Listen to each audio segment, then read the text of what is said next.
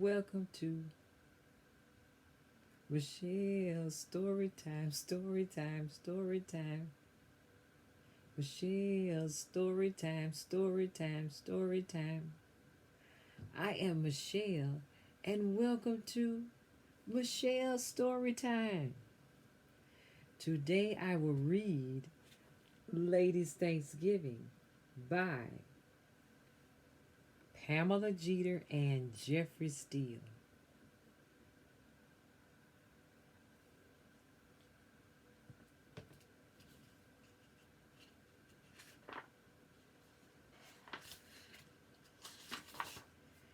It was 3 a.m. in the morning. Yeah, it was Thanksgiving Day. Mama was in the kitchen cooking. The smell of kale, collard, and turnip greens, along with nutmeg and sweet potatoes, filled every corner and crevice of our house. Yum! On this particular morning, I was up and out of bed early so I could catch a glimpse of the feast Mama was preparing.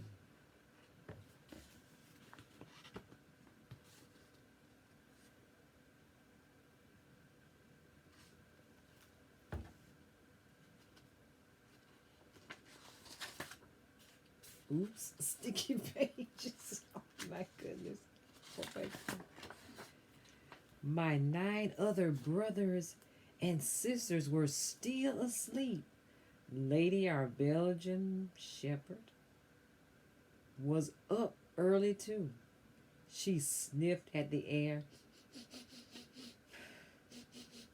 and noticed all the smells too as she curled up on the floor in the mudroom next to the basement door. I saw a big pot of greens with lots of ham hocks, sweet potatoes with marshmallows and pecans, black eyed peas, macaroni and cheeses with almost 50 different cheeses. At least it tasted like it. Fried okra, sausage dressing, red beans and rice, potato salad, tuna fish salad, a huge pot of gumbo, baked turkey, fried turkey, cherry glazed ham with the pineapples, roasted corn, green beans with smoked neck bones, beets, cornbread, honey rolls, caramel cakes, sweet potato pies, apple pies, lemon pound cakes, cranberry sauce, some white rice, and I almost forgot the sweet tea.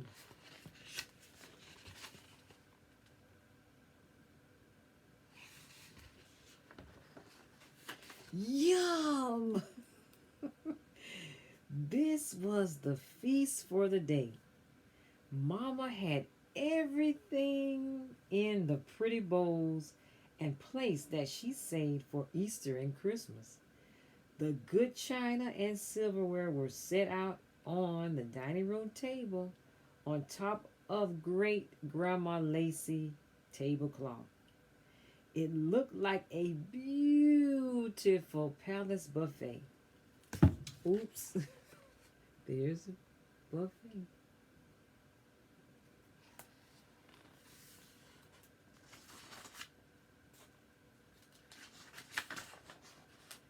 But we had to go to church first and afterwards.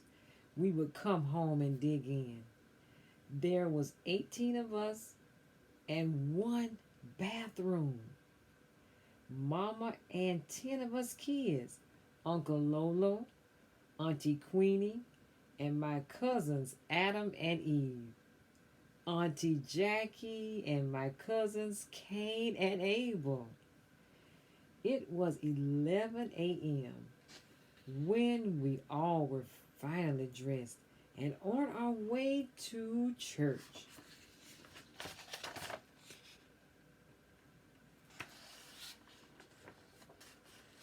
On our way out the door, Mama told my older brother to put Lady in the basement and to close the door. And now remember, Lady is the dog. He opened the basement door to let Lady go down and slammed the door behind her when she disappeared in the dark. He did not bother to close the kitchen door to the mudroom that led to the basement. Uh oh. He did not check to make sure the latch on the basement door closed all the way. He ran through the house and through the front door as Uncle Lola was about to close and lock it. Off we went to church. When the house was quiet, Lady pushed the basement door open and belly crawled into the mud room and around the open kitchen door.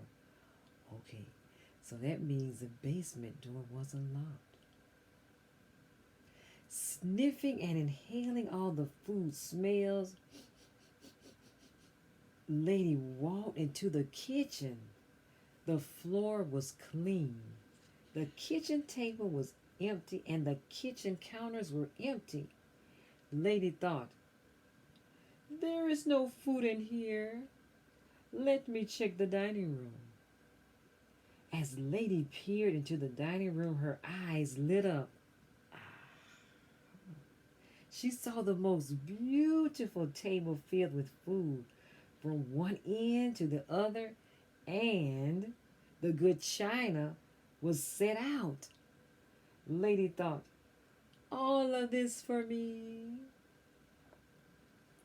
So, in ladylike fashion, she hopped up on the chair and began to eat. She nibbled on the fried turkey wing, knocked the top off the pot of greens, stuck her head in it, and ate hearty. She chopped up the macaroni and cheeses, okra and dressing. She licked all the cherry glaze off the ham, kicked the beets on the floor, ate all the rice and beans, cornbread, honey rolls, and sweet potato pies. She ate the top and sides off of the caramel cake, stuck her nose in the white rice, and sneezed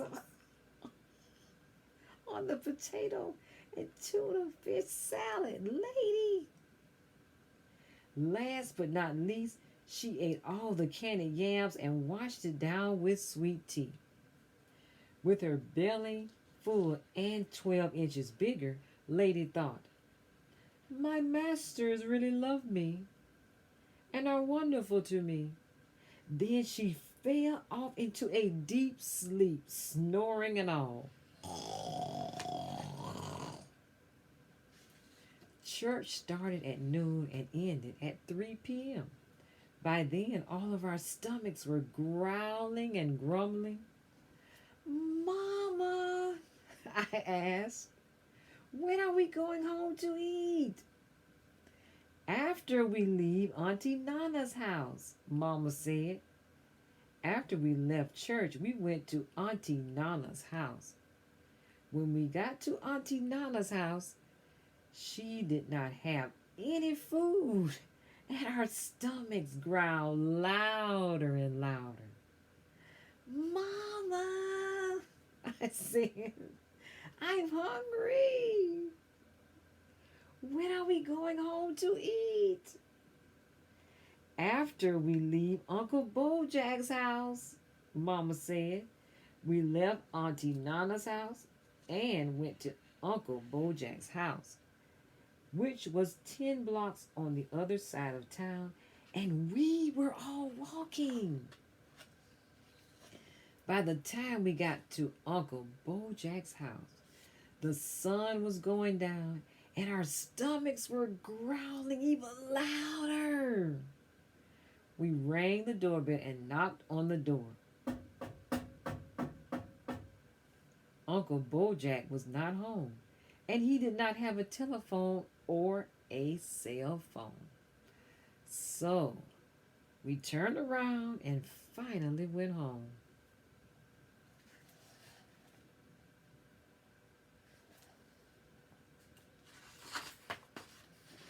When we got to our house, Uncle Bojack was sitting on our porch. "What took you so long?" he said. "We went to your house," everyone said in unison. Oh my.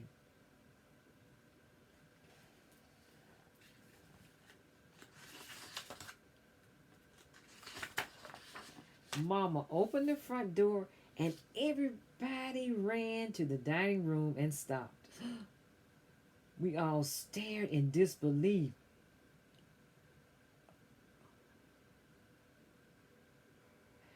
At the vision before us, all of our mouths dropped to the floor.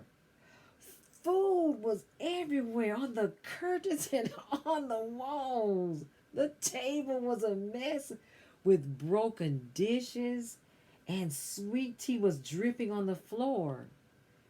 There was one apple pie left with a paw print in the middle. Lady was laid out across the threshold of the kitchen with her paws up in the air, her belly big and snoring loudly. Lady.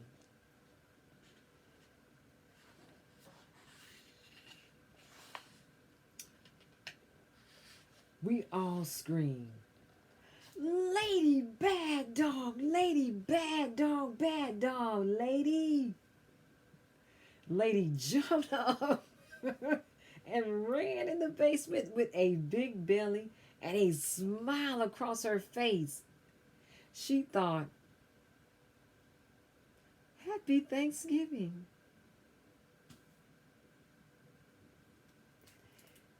That is the end of Ladies Thanksgiving by Pamela Jeter and Jeffrey Steele. Please remember to like this video and also subscribe to my channel. See you next time.